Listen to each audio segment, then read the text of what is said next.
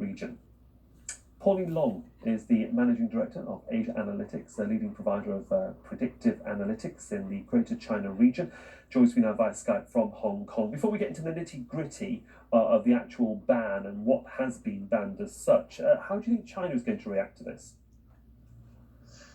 I think China sees this as another move by the Trump administration to put pressure on China so that the trade talks can be wrapped up. He is under the US president, I believe, is under a lot of political pressure to come up with something after saying that trade wars are easy to win, trade wars are quick. It's more than 1.5 years now. He's got nothing to show for it. So I do think he's very anxious that China should come to the table and he can announce a deal. So if we put the trade issue to one side, then a ban that seems to focus on the government's sort of high-tech companies seems to suggest that the targeting of these entities focuses very much on potential surveillance areas that are of real concern to the USA. Well, essentially, this is part and parcel of the broader competition between the two countries for dominance in the technological field.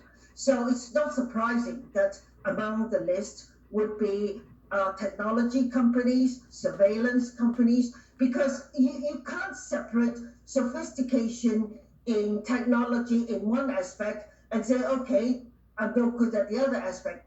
Everything contributes to everything else. So surveillance, facial recognition, it's all part and parcel of this sophistication in technology that both countries would like to dominate.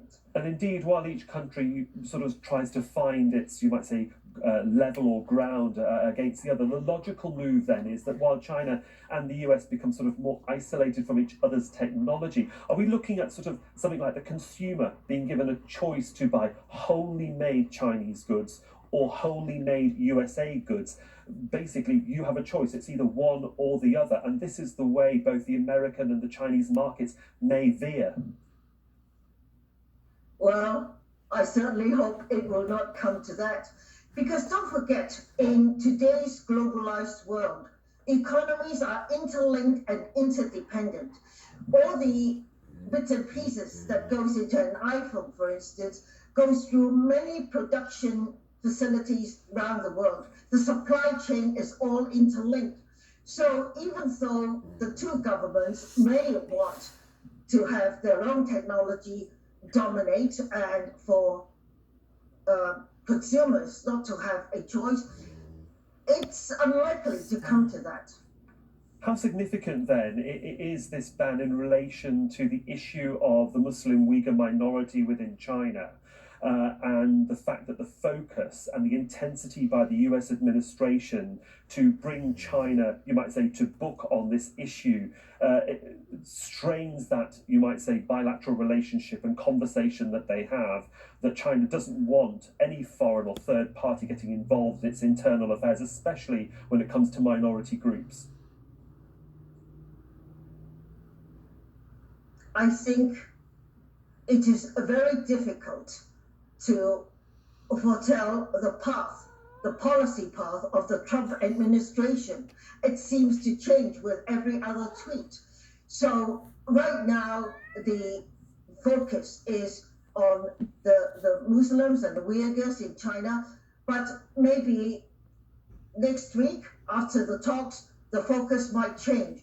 So basically, for investors particularly, it is not time well spent to focus on guessing what is going to be announced tomorrow or the day after. But very broadly speaking, you know that the two economies basically are in a race for pole position in the global order. So even if there is going to be an interim agreement on trade, it is unlikely that the conflict between the two will go away. So people should really position themselves for a long conflict. We'll just see what happens. For the moment, Pauline Long, thanks very much for joining us from Hong Kong. Thank you.